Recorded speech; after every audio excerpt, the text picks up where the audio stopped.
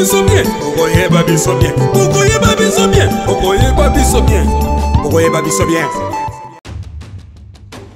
En tout cas, tous les difficultés et belé. Ah ouais, ils arrivent pour les cabos vers 18h, 19h, ils arrivent ici dans trop. Le projet à chef de l'État mingi que Simba vers 145 territoires et c'est au Simba. Et ça n'a pas tata bakufa na tension. Donc atalika lupango ndenge liam une érosion akufi pe bakuliye ba misusu pe bakima na ilika kaka ke nzamba ko sala un jour. Tozalaki na difficulté makasi. Toujours moi na courant o ite ndela o epe ezate.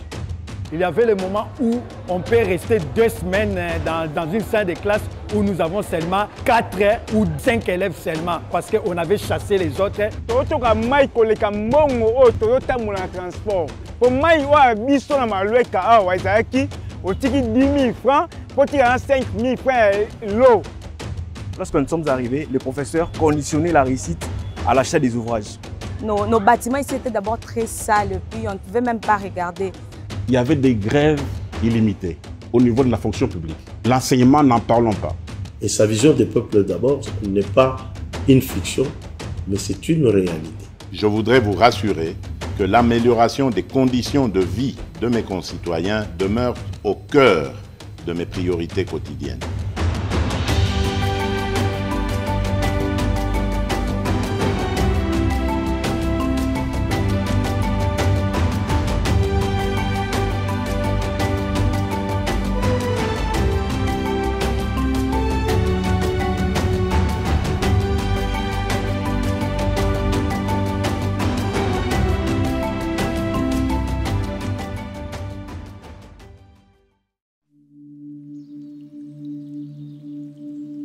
Il y a des enfants qui sont nés, qui ont grandi jusqu'à 10 ans, 20 ans, sans pourtant voir un véhicule passer devant leur maison. Il n'y avait pas de route.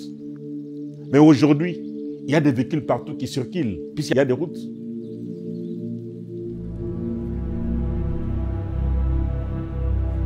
Ce projet nous a permis de relever un grand défi. Il y a à peu près 635 infrastructures, par exemple, au niveau de la CFF, mais nous n'exécutons pas seuls dans le pays. Nous avons la province de l'Ouest. Le BSECO a une partie à l'est et une partie au sud, et le PNUD a une partie au centre.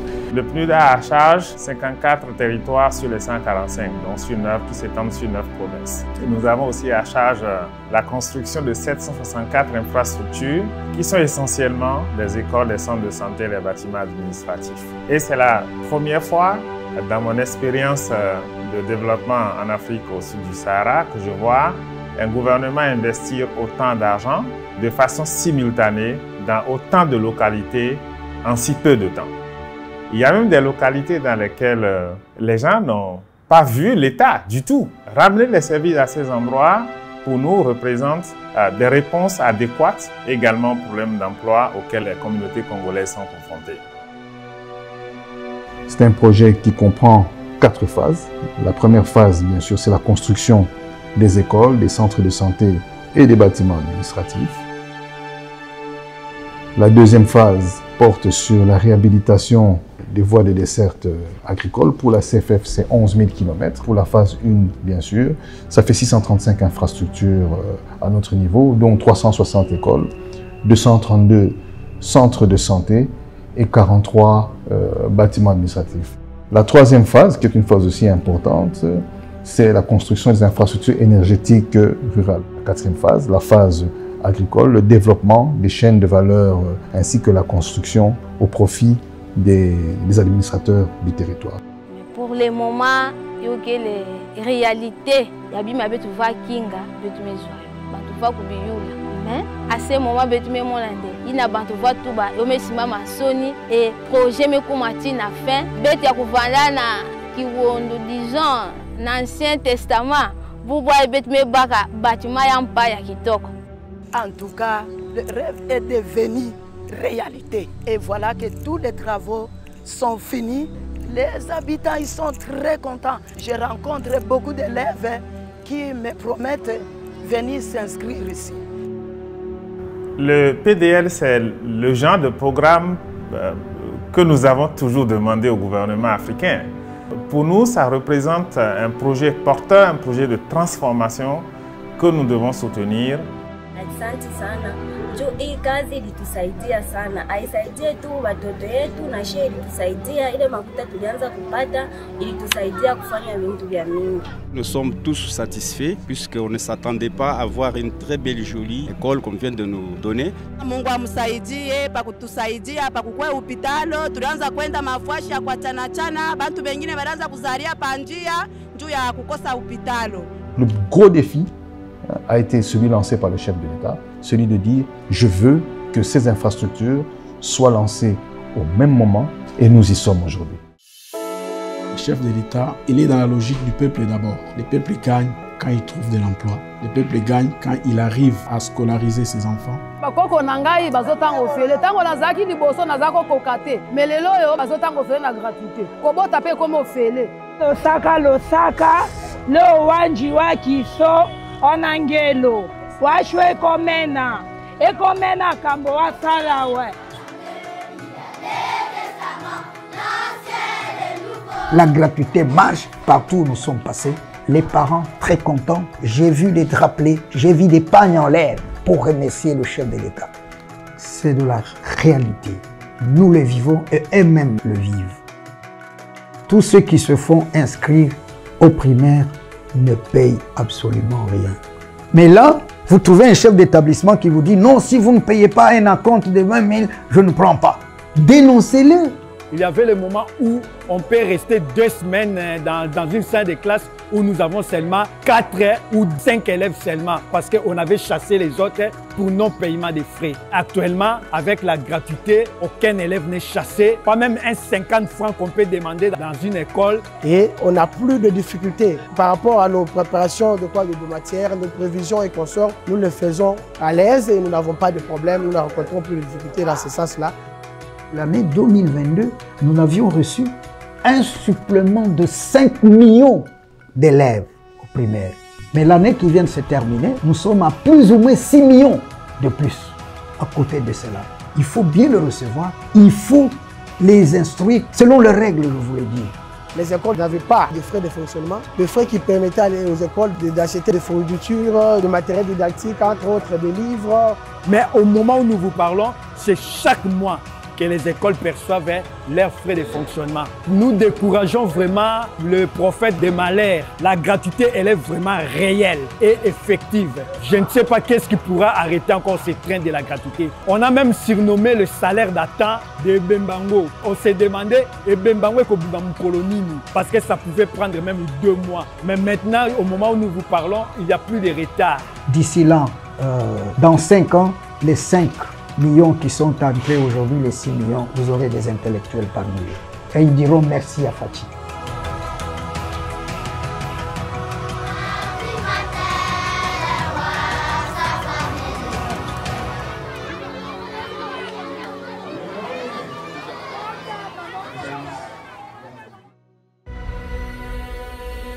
Au début de son mandat, le président de la République a fait la promesse aux étudiants de la République démocratique du Congo d'améliorer non seulement leurs conditions d'études, mais aussi leurs conditions de vie universitaire en rénovant et en construisant de nouveaux bâtiments et en facilitant l'accès aux universités. Je suis très ravie de voir toutes ces œuvres venant de notre président de la République démocratique du Congo. Les infrastructures qui existent aujourd'hui, ce ne sont pas les mêmes. Avec le Wi-Fi, ça nous permet vraiment de faire nos recherches, d'entrer, de naviguer et on a une très bonne connexion. Le chef de l'État s'est dit d'améliorer les conditions d'études. Ce n'est pas seulement l'IPEN, l'INBTP, l'INIKIN aujourd'hui a profité avec ça, avec le jeu de la francophonie.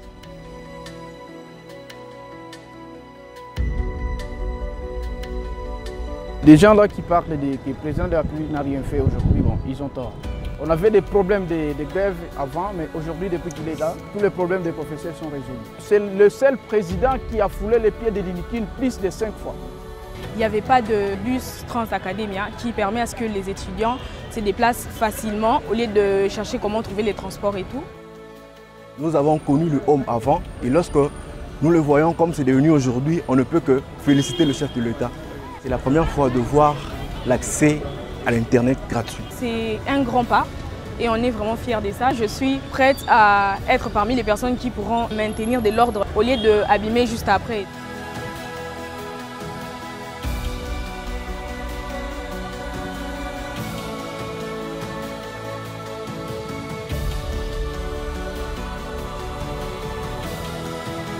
Nous sommes dans ce secteur plus de 30 ans. Quand nous essayons de comparer par rapport à ce qui a été fait avant et ce que le chef d'État vient de réaliser en très peu de temps, nous ne pourrons que dire que sa vision est une vision réelle.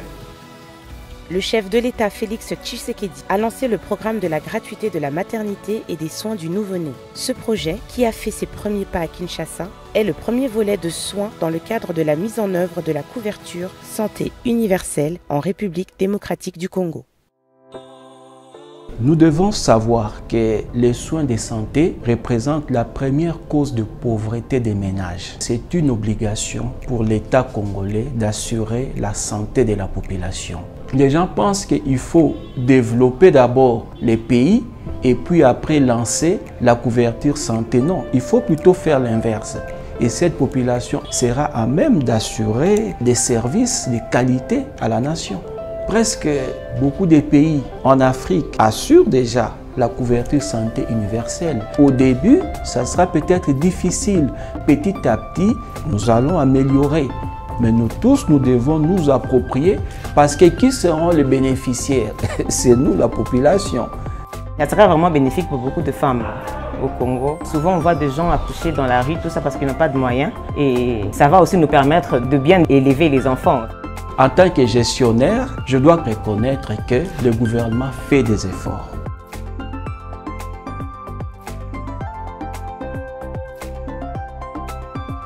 Le salaire de base, la prime des risques est assurée par le gouvernement. Quand je vois ce qui s'est fait au niveau du pays, Mama Yemo par exemple, l'hôpital de Kanchachi, il faut applaudir. Je pense qu'il faut féliciter ce courage du chef de l'État de se lancer dans cette voie.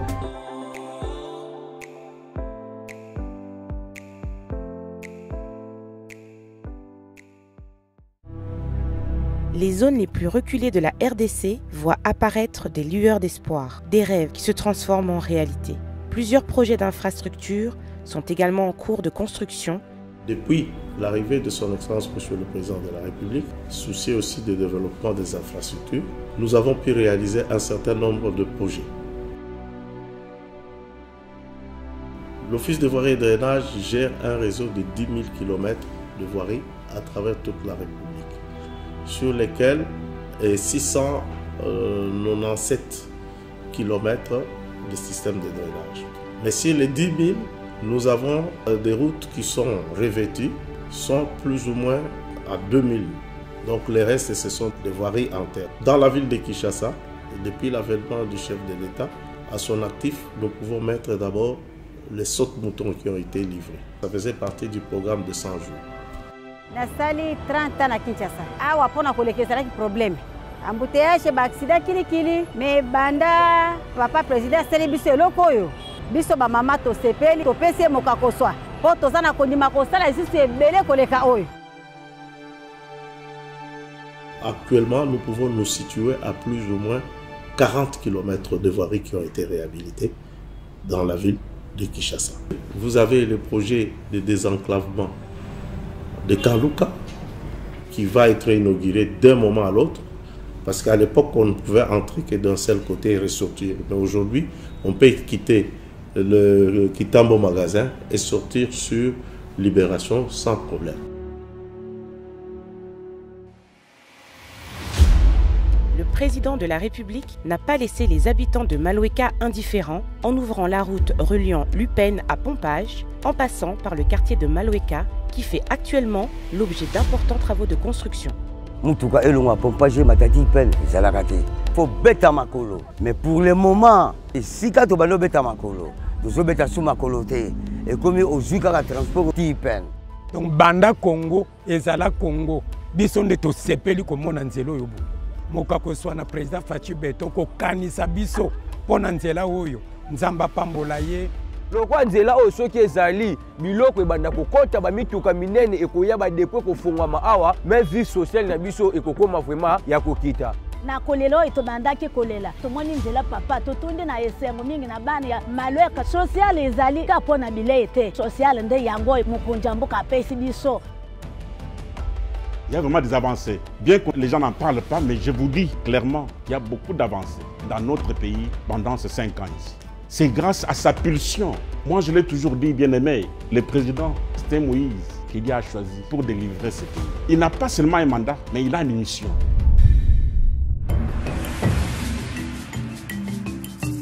L'un des chefs-d'œuvre du président de la République est la construction de la route Elenguessa, qui était inexistante depuis l'indépendance de la RDC. 60 ans après, l'avenue Elenguessa renaît de ses cendres grâce à la volonté politique du président Félix Tshisekedi Tshilombo. Cette route relie 6 communes, à savoir Makala, Bumbu, Selembao, Kalamu, Ngiringiri et Mongafula. Les travaux d'infrastructure s'étendent au-delà de la frontière de Kinshasa. La mission du chef de l'État de doter la RDC d'infrastructures de qualité est bien réelle. Dans la ville de Mbuji-Mayi, l'on compte déjà 20 km de routes réalisées. Lubumbashi, Likasi et Kipushi totalisent 30 km de routes déjà construites. À Bwende, on compte déjà plus de 5 km de routes réhabilitées en terre battue avec assainissement. Dans la ville de Mbandaka, 10 km de routes ont déjà été créés et à Gemena, nous comptons 10 km de travaux de réhabilitation de routes en entretien. Dans la province du Kasaï central, dans la ville de Kananga, ce sont également 10 km de routes qui ont déjà été réhabilités. Le bitumage de 86 km du tronçon compris entre Kolwezi et Dilolo, désormais disponible pour les échanges commerciaux.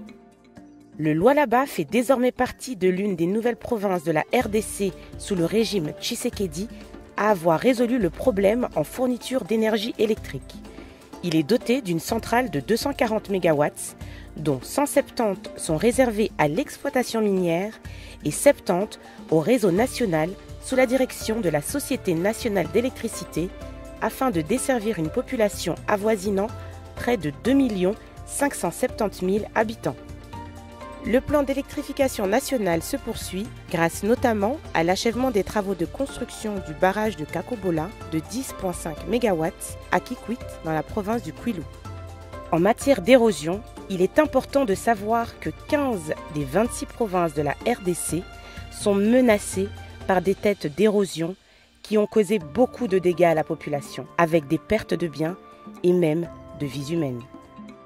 Aujourd'hui, grâce au programme de lutte anti-érosif initié par le président de la République et exécuté par l'Office des voiries et drainages, plusieurs têtes d'érosion à travers la RDC ont été absorbées. À Kinshasa, il s'agit de Kindele dans la commune de Lemba, Mamankoko dans la commune de Mongafula. Dans le Grand Kasaï, près de 3 grandes têtes d'érosion ont été absorbées à Mbuji-Mayi et 8 érosions au Kasaï central. L'accès à l'eau potable et aux installations sanitaires reste un problème urgent en RDC. Le président Tshisekedi a donné la priorité à la résolution de ce problème en lançant des initiatives visant à améliorer les infrastructures d'approvisionnement en eau et d'assainissement, telles que la construction d'une usine de traitement d'eau de Binza Ozone de 330 000 m3 par jour à Kinshasa, ainsi que la construction d'une usine de captage et de pompage d'eau de Lembaimbu de 220 000 m3 par jour à Kinshasa, et encore tant d'autres à travers la République.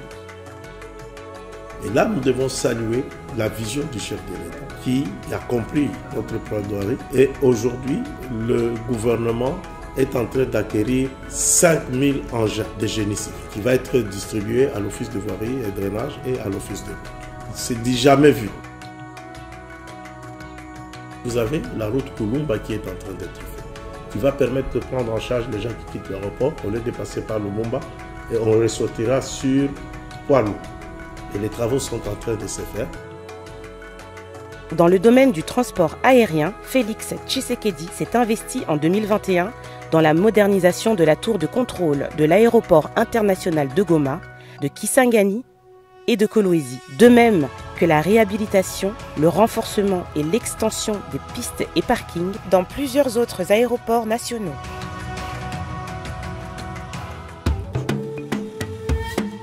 Pour Pour stimuler l'entrepreneuriat, qui est l'un des moteurs de l'économie, le président de la République a également mis en place plusieurs structures de financement des entrepreneurs en République démocratique du Congo. FOGEC en sigle, qui est une institution mise en place pour pouvoir régler la question de l'accès au financement des entrepreneurs. Et quand on fait une analyse des problèmes qui minent l'entrepreneuriat, pourquoi il y a autant de difficultés ou pourquoi il n'y a pas assez de progression, pourquoi on ne va pas loin, une des causes était le problème d'accès au financement. On a déjà réalisé 3 cohortes de financement. À ce jour, nous avons près de 132 entrepreneurs déjà qui ont été financés pour un montant total de 2 400 000 environ. Mais nous sommes beaucoup plus fiers des conditions bancaires que nous avons obtenues pour eux. Parce qu'il s'agit de FOGEC qui donne sa garantie pour que l'entrepreneur soit financé par la banque. En fonction de l'activité à mettre en place et les moyens en matériel, nous analysons la période à accorder, qui va entre 2 et 6 mois, pour donner le temps à la personne de monter son usine et de commencer à générer de revenus et à nous rembourser à partir de ces revenus-là. Je pense que le chef de l'État, il mérite tout notre respect. Grâce à l'ordonnance loi numéro 22/030 du 8 septembre 2022 relative à la promotion de l'entrepreneuriat et des startups, la liberté d'entreprendre est reconnue sur l'ensemble du territoire de la République démocratique du Congo. L'économie est le poumon d'une nation. Ainsi, le développement d'un pays dépend de son économie. Le peuple gagne quand il arrive à vivre d'une certaine manière qui soit meilleure par rapport à ce qu'il vivait avant. En mettant en place les zones économiques spéciales, c'est pour créer des emplois. Parce que l'objectif des zones économiques spéciales était d'améliorer les climats des affaires pour que les investisseurs viennent transformer les produits localement, créer des emplois, les conditions de vie de nos populations puissent changer. Donc si aujourd'hui, on peut parler des zones économiques spéciales en Afrique, il faut compter aussi avec la zone économique spéciale de Kinshasa parce qu'aujourd'hui, elle est opérationnelle. Sur l'initiative du président Félix-Antoine Tshisekedi Tshilombo, la RDC pourra désormais produire ses propres carreaux et bien d'autres articles commerciaux à travers la zone économique spéciale de Maluku. Les carreaux qui sont en train de sortir chez nous ici, c'est pratiquement entre 4 et 5 $. Alors que sur le marché, les faïences importées, nous achetons au-delà de 9-10 $. Les gens qui sont en train de construire, au lieu d'attendre plusieurs mois les cargaisons qui viendront de la Chine ou d'ailleurs, ils vont passer leurs commandes directement à Kinshasa. Dire que nous pouvons aussi amener nos carreaux dans d'autres pays. Le président de la République a fait de la lutte contre la corruption et les détournements du trésor public son cheval de bataille afin de mobiliser les recettes et de renflouer les caisses de l'État pour le bien-être de la population. Pour une meilleure mobilisation des recettes, le chef de l'État a lancé la construction d'un centre financier à Kinshasa. Ce centre va regrouper l'essentiel des administrations du ministère des Finances, du Budget, ainsi que des 3 régies financières qui auront sur place leurs administrations en total ou en partie. Depuis l'arrivée de son Excellence, Monsieur le Président Félix-Antoine Tshisekedi Tshilombo, nous avons vu des avancées significatives au niveau de la culture. Les 9e Jeux de la francophonie qui ont été un succès franc pour le pays. Et cela a redonné de l'espoir à cette jeunesse congolaise.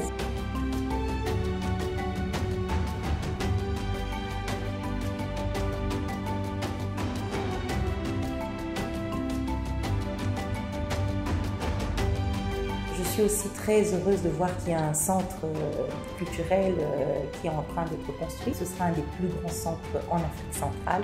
Il y a un point très important, c'est le fait que la rumba soit aujourd'hui classée patrimoine immatériel à l'UNESCO. C'est une grande avancée. C'est quand même notre point fort, la musique, mais après c'était négligé. Voir un président de la République pencher sur la culture, je pense que les artistes, nous devons aussi prendre conscience. On met à notre disposition un centre qui va nous permettre de réaliser également nos activités sans pour autant se mortifier pour aller louer les espaces, quelque chose qui nous stresse avant les activités.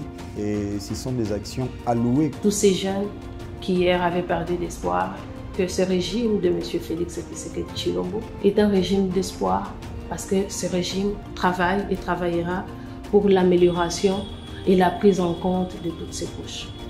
Je voudrais que notre peuple se mette en tête que Les voyages du président, ce ne sont pas des voyages qui lui font plaisir. Il le fait pour être là où se discute le sort du Congo. Là où se discute le sort de votre pays, quand vous n'y êtes pas, ne soyez pas rassurés qu'on discute des choses qui vont dans le sens où vous aurez bien voulu que ce soit. Le Congo a 9 voisins et le Congo a une géopolitique tout à fait particulière parce qu'il faut gérer les problèmes des 9 voisins en bilatéral et en multilatéral. Et le président s'est tiré d'affaire parce qu'il a présidé le mécanisme régional de suivi à l'issue du sommet qu'il avait organisé lui-même avec brio à Kinshasa. Le président a présidé la SADC, une organisation régionale dont il vient de passer la main à son homologue angolais. Le président de la République a dirigé la CEAC. Le président de la République est en voie de diriger d'autres instances internationales pour porter haut la voix de la République démocratique du Congo. On a vu le président de la République discuter avec le Fonds monétaire international, avec à la clé un décaissement de plus ou moins 3 milliards de dollars au tout début de son régime. Donc c'est vous dire que chaque voyage était porteur de quelque chose et chaque voyage était significatif dont il faut se rendre compte à l'évidence. C'est pour la première fois d'ailleurs, quand ça concerne l'histoire de notre pays, que par rapport au secteur de la sécurité de ce pays, dans l'espace de 9 mois seulement, et au jour d'aujourd'hui, nous avons plus ou moins 45 000 recrues qui sont en formation et qui vont sortir sous peu comme des militaires à part entière des forces armées de la République démocratique du Congo. Vous avez certainement vu dernièrement la marche d'endurance de la garde républicaine dans la ville qui a redonné à la population la confiance dans son armée.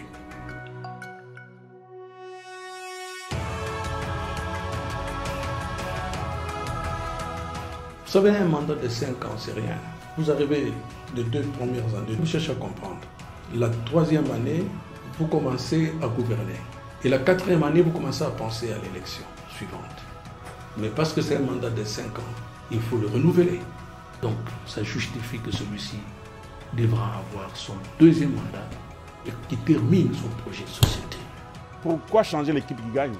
Le président de la République a une mission qu'il a reçue de Dieu et donne-nous la chance d'accomplir cette mission-là, de faire développer la RDC. Je regarde le nombre de réalisations que le chef de l'État a déjà fait. Je me dis, en très peu de temps, c'est un exploit. Si cette population s'approprie cette vision, nous allons développer le pays.